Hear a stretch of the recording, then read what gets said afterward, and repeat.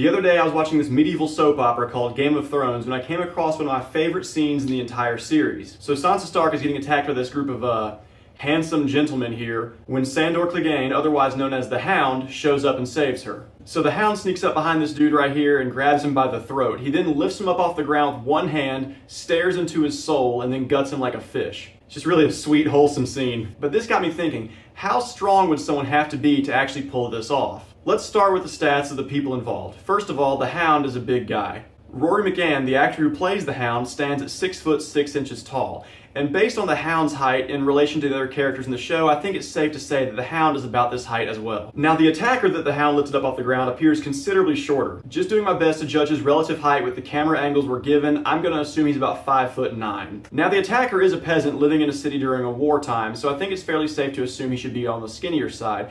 He's looking a bit skelly mode here, so let's go ahead and assume he's 120 pounds, which should put him as underweight according to VMI. Now, as far as the mechanics of the actual lift goes, it looks like the Hound grabs him by the neck with his non-dominant hand, his arm being bent at about a 45-degree angle, and he lifts him up to about eye level. Because he's gripping him by the throat, he's using a vertically oriented handle or a neutral grip, and he holds him at eye level for about 5 seconds. Now, I decided to replicate this lift by using a dumbbell resting on the safeties of my squat rack.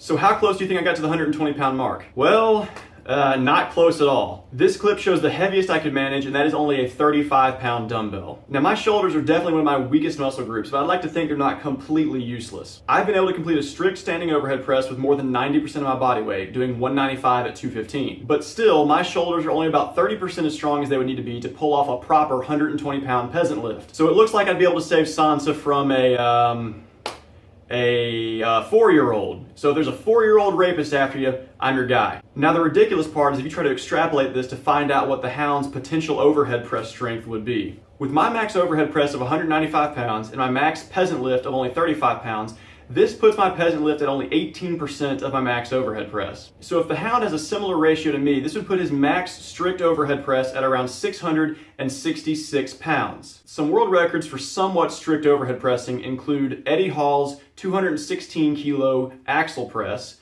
Big Z's 228 kilo log press, and Redding's 228 kilo overhead press. The Hound's projected 666-pound overhead press would be so far beyond the strength of any human that has ever existed. I'm curious to see if any real human could ever possibly pull off such a heavy peasant lift. And if not, what is the most that anyone can do? So to find out this answer, I am starting the Peasant Lift Challenge. I want to know how much weight you can do for a max peasant lift. 1. You must use a weight with a vertically oriented handle. 2. You must use your non-dominant hand. 3. You must lift the weight up to face height. You can use leg drive here. 4. You must hold the weight at this height for 5 complete seconds. And 5. You must maintain a 45-degree angle at the elbow. So go test this out for yourself and post a comment letting me know what you can do. Be sure to send this video to some of your strong friends so you can see where you stack up against them. If you enjoyed this kind of video, go ahead and give the video a like. If you like my content, go ahead and subscribe to my channel. Thank you so much for watching, and as always, have a great dang day.